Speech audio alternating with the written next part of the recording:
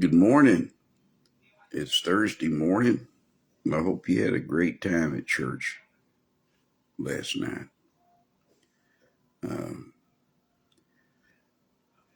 Today, Dr. Ron and Pastor Josh and I and Dr. Decker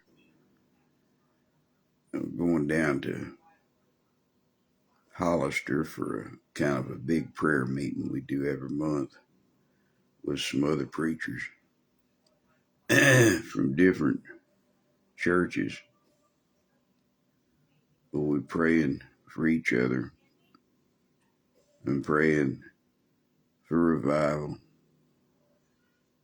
praying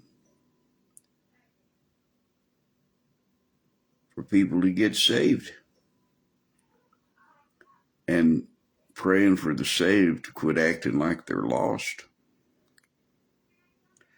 which is a common thing, as you know. We're in the Acts chapter 27, the Acts of the Apostles chapter 27. I'm just going to go over what we did yesterday, and then we'll pick it right up because I don't know how much time I have. I feel pressed by the clock, but my body doesn't tell me I'm pressed, so I think I can go right ahead. Verse 14, the Acts chapter 27. But not long after, there arose a tempestuous wind called Euroclydon. Now, not long after. See, they'd had rough sailing for a long time. They'd come by Cyprus, by the coast of Galatia, Pamphylia, southern Turkey. They went around Cyprus. They came to Crete. They were going to take off for a place called Phoenicia. And it was to the west of Crete. But now they're only going to think they had hard sailing up to now. Paul told them not to do it. It was already late in the year.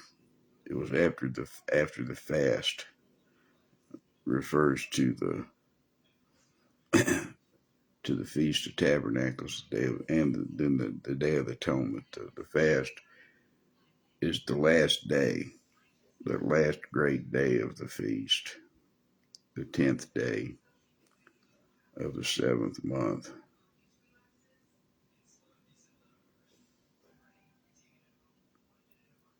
So it was late in the year, and that's when the storms were in the mid. Paul told them, don't do it. I perceive that this voyage will be with hurt and much damage, not only of the lady and the ship, but also of our lives. But the centurion believed the master and owner of the ship instead of Paul. So they went on. So that's not long after that happened. They've loosed from Crete. They're heading for Phoenicia, they think. Verse 14, but not long after there arose against it against the ship, a tempestuous wind called Euroclydon. Sound like a dinosaur. Megatron, Godzilla, Euroclydon. And when the ship was caught and could not bear up into the wind, we let her drive. And running under a certain island, which is called Clauda, we had much work to come by the boat, which when they had taken up, they used helps undergirding the ship, and fearing lest they should fall into the quicksand, strake sail, and so were driven. And we being exceedingly tossed with a tempest, the next day they lightened the ship. And on the third day we cast out with our own hands the tackling of the ship. And when neither sun nor stars in many days appeared, and no small tempest lay upon us, all hope that we should be saved was then taken away. But after long abstinence, Paul stood forth in the midst of them and said, Sirs, you should have hearkened unto me, and not have loosed from Crete, and to have gained this harm and loss. Now I exhort you to be of good cheer, for there shall be no loss of any man's life among you, but of the ship. You can all be saved alive, but the ship's going down. For there stood by me this night the angel of God, whose I am and whom I serve, saying, Fear not, Paul, thou must be brought before Caesar. And lo, God hath given thee, the angel speaking to Paul, God hath given thee all them which sail with thee. Wherefore, sirs, Paul said, be of good cheer, for I believe God, that it shall be even as it was told me. Howbeit, we must be cast upon a certain island. That's as far as we got yesterday. They're still in that storm. Beginning in verse 27.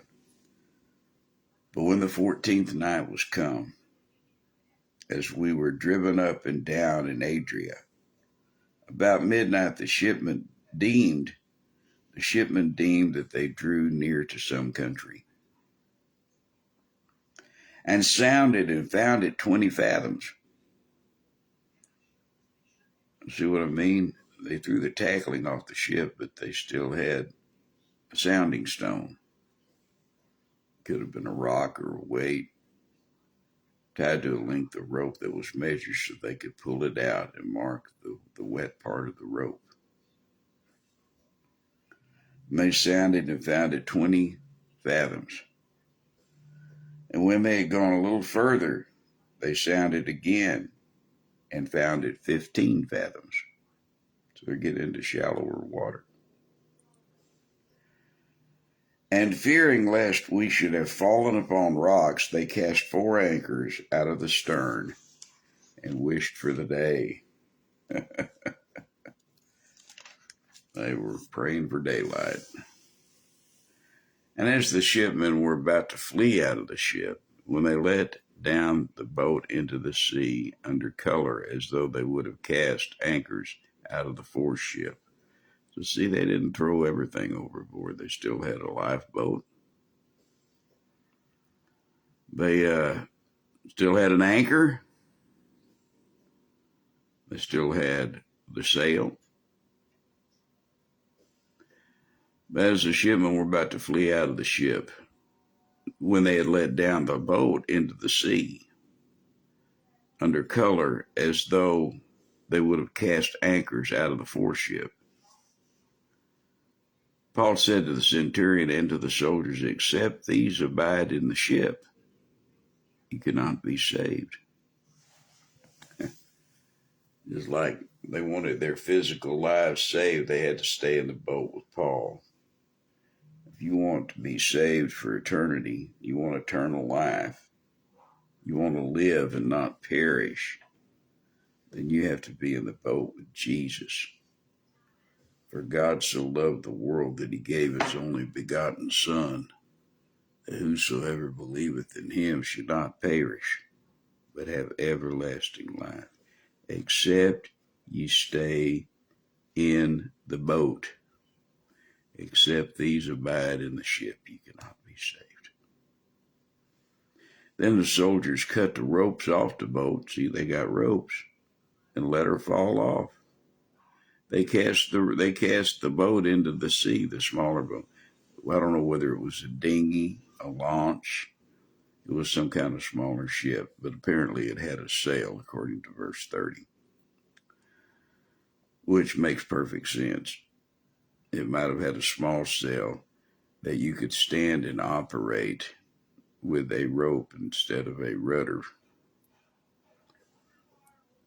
Now, while the day, I've only been sailing a few times, but I know when you have one sail and you trim the sail and the boom goes from side to side, that's how you steer the ship in the wind.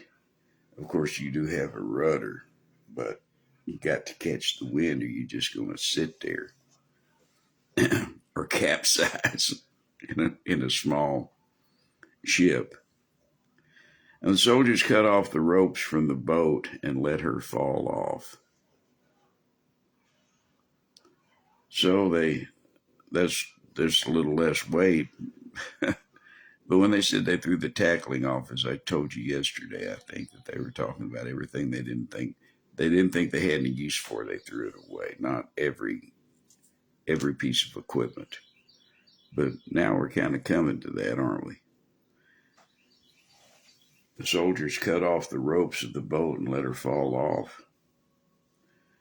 Verse 33, and while the day was coming on, remember they were praying for daylight. And while the day was coming on, Paul besought them all to take meat, saying, this day is the 14th day that you have tarried and continued fasting and taken nothing. Well, it was already the 14th night when it started. How could it be the 14th day if you just got through the 14th night? Well, of course, it depends on how you would count it, but in the Jewish context, evening and morning are the day. Remember in the Fiddler on the Roof, sunset, sunrise, sunset,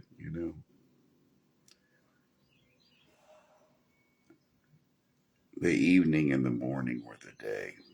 And of course, Luke is writing this, and he is a proselyte, a converted Jew. He had been a Greek. Then the soldiers cut off the ropes of the boat and let her fall off. And while the day was coming on, Paul besought them all to take meat, saying, this day is the 14th day that ye have tarried and continued fasting, taking nothing. Wherefore I pray you to take some meat, for this is for your health. For there shall not an hair fall from the head of any of you. God promised Paul that he would give them everybody in the ship. Paul told them, if you abandon ship, you can't live. You got to stay here with me in the boat. We're all in the same boat. I wonder if that saying comes from here. I've never done a study on the etymology of that phrase, origins and background of that.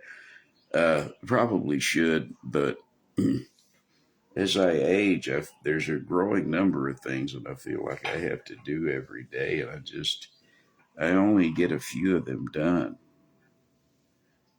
Very disappointing indeed. But, I find myself being grateful to be able to do anything.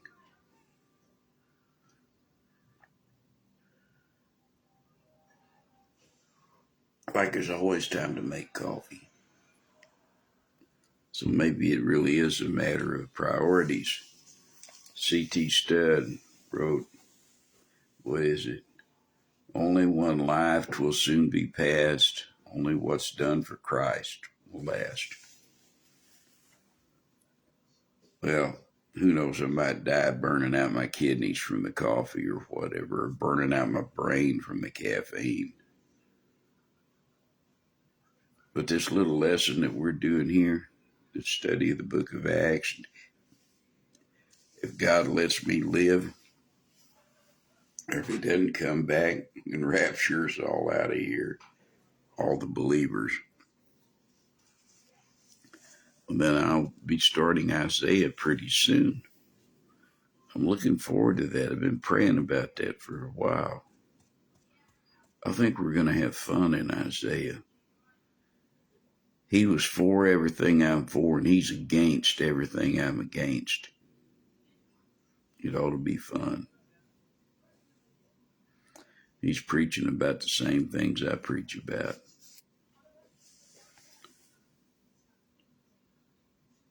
Wherefore, Paul says, I pray you to take some meat, for this is for your health. For there shall not an hair fall from the head of any of you. You know, you need to eat something, because if you're going to live, you're going to need your strength.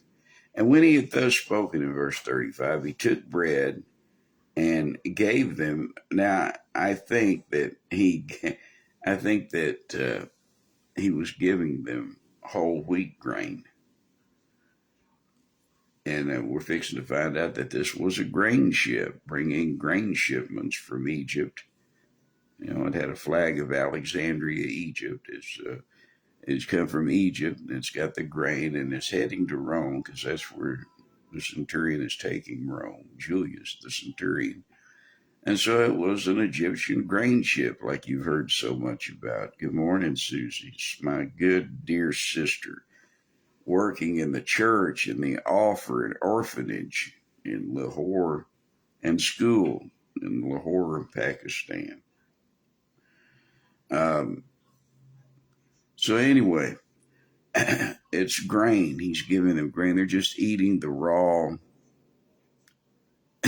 milled grain of wheat, which I imagine you could just chew up and eat, because when I get whole wheat bread and I've got grains of wheat in there, I just chew them up with the rest of the bread. Sometimes it'll come as, sprinkles. They'll sprinkle the loaf with that, with the raw grain. And when he had thus spoken, he took bread and gave thanks to God in presence of them all. And when they had broken it, he began to eat. Was it a loaf of bread? Where would they have cooked a loaf of bread? How would they have cooked a loaf of bread? 14 days without eating. Do you think anybody was cooking? I believe they broke into a sack of grain. And then were they all of good cheer? And they also took some meat, some food.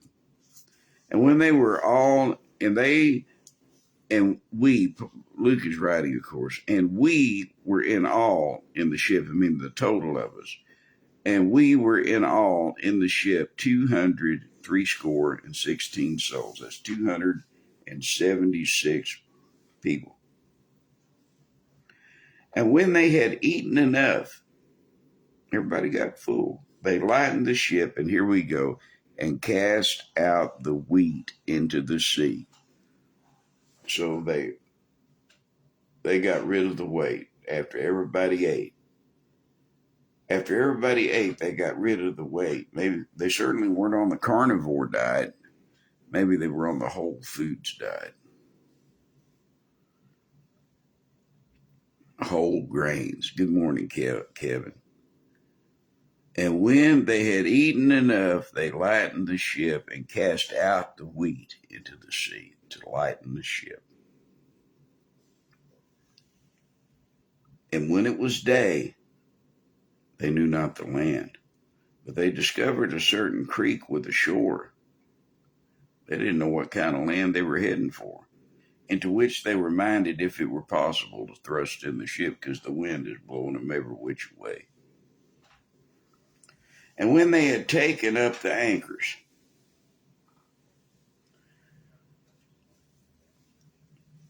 now, my little Hebrew lesson tells me, good morning, Charles.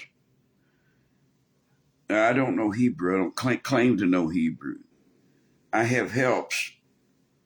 I take lessons from books about certain phrases and what they mean. And what does that mean? Good morning, Pastor Haroon and Susie, and they work in the church in Lehor. When they had taken up the anchors, it means they cut them loose.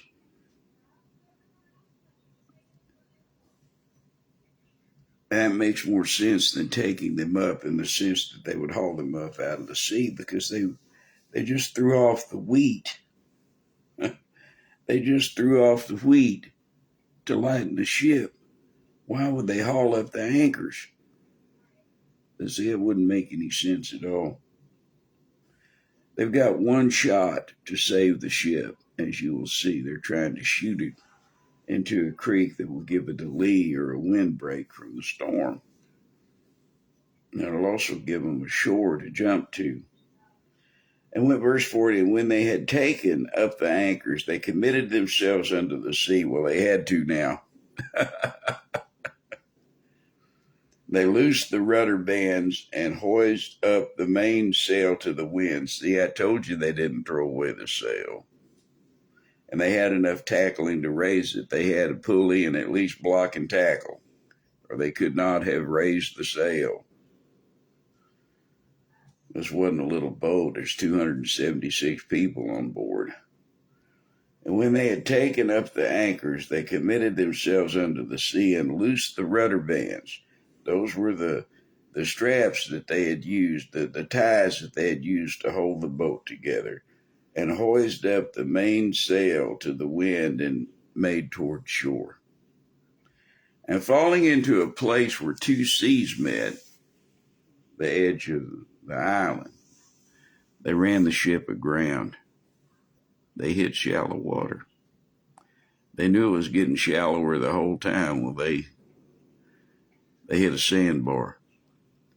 Where the two seas met, they ran the ship aground, and the forepart stuck fast and remained unmovable, but the hinder part was broken.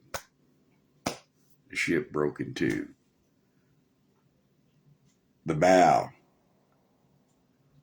is stuck on the sandbar. When it sticks, the waves beat the ship and it breaks it off from, doesn't say, but from midship or to the aft, but the stern was broken away. They ran the ship aground, and the forepart stuck fast and remained unmovable, but the hinder part was broken with the violence of the waves. Paul says, except you remain in the ship, you cannot be saved.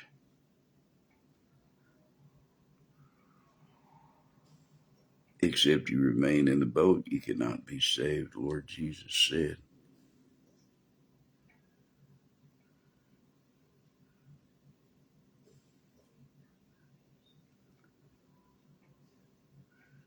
And the soldiers' counsel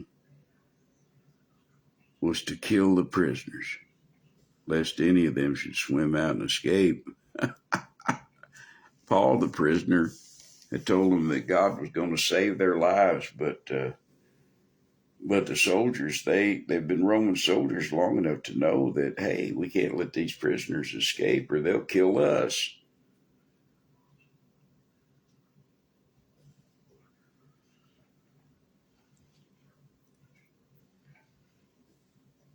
And the soldiers' counsel was to kill the prisoners, lest any of them should swim out and escape.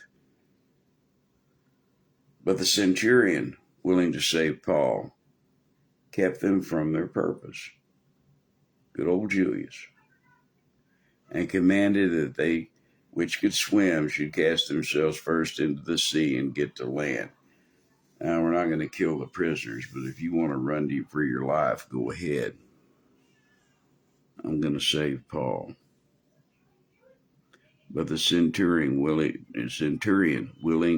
to save Paul kept them from their purpose. It kept the soldiers, ordered them not to kill the prisoners, and commanded them to, hey, don't kill the prisoners. You want to try to make it to land, go ahead. He commanded them which could swim should cast themselves first into the sea and get to land. and the rest, some on boards, some on broken pieces of the ship. Float on in, kick your way there, dog paddle. You got to float. And so it came to pass that they escaped all safe to land. Just like Paul said, nobody died. 276 of them. Well, we're at the end of chapter 27. We'll begin chapter 28 tomorrow. We've got a lot to do this morning. God bless you. Jesus loves you. Jesus died for you. Live like it. See you later.